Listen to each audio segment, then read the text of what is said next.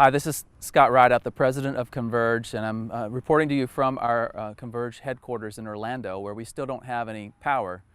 All over our city, there's still power outages. In fact, 66 of our schools don't have power, so the kids are enjoying another day off here in Orlando. We appreciate your prayers for us. We appreciate all of you who prayed for us and for everyone that's involved here in the Southeast District of Converge in the Caribbean. And so today I just want to give you a report of some of the things that we've heard and ask for your help in giving generously toward the efforts, relief efforts and emergency efforts that we have here. Let me just say, first of all, thank you to Ernie Cabrera, the Southeast District Executive Minister, to Raul Armbruster, who is our Director of the Initiative in the Caribbean, as well as many of the pastors who reported in from this area. I want to just begin with Anguilla. Anguilla is an island that was first hit by the storm Irma with 185-mile-an-hour winds. The good news is our church survived because it has a concrete roof. The bad news is that everything else on the island was destroyed. They're now using our church as the disaster management relief center, and everything is moving from there. So the government has taken it over. The pastors handed over the keys, and they're serving their community. Most of the other buildings and houses were lost, and so there's a great opportunity for us to serve there. They don't expect to get any electricity for months, so that makes the rescue efforts even more difficult. In St. Croix, Pastor John Gilbert at Cullen say they fared pretty well. They still have power even, and they're organizing teams to go to Anguilla.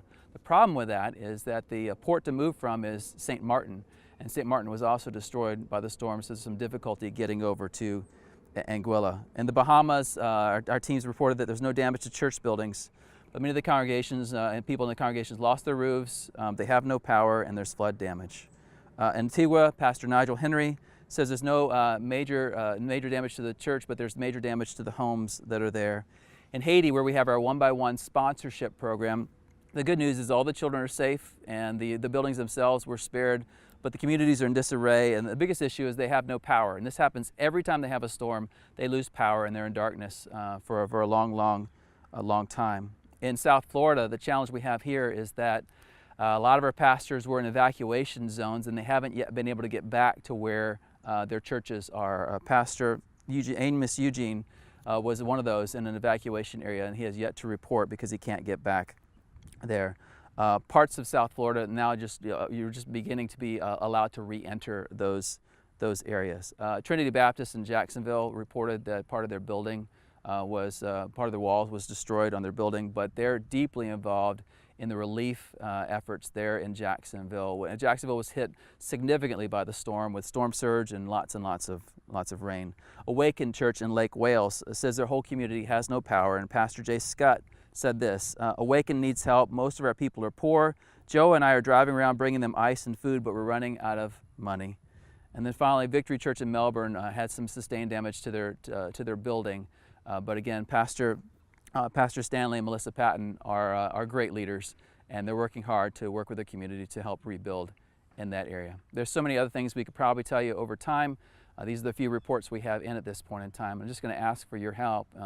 At the end of this video, you'll see a link where you can give in this next week, maybe from your church offerings or individually you can give toward this in order to help relief efforts in the areas that were mentioned. I do want to mention a couple of significant one-by-one opportunities. One is that we have no generator at the Masad campus, which is why they keep running out of power. If we had a generator there, that would help us.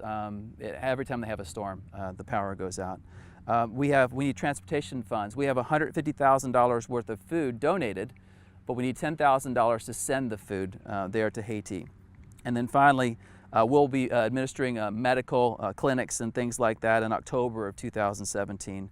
And we need funds to assist with pharmaceuticals, hiring national doctors, estimated about $5,000. If you can give toward any of these things, we greatly appreciate it. Listen, thank you so much for praying for us. Thank you so much for serving the Lord, serving us, and being the church in this difficult time. God bless you.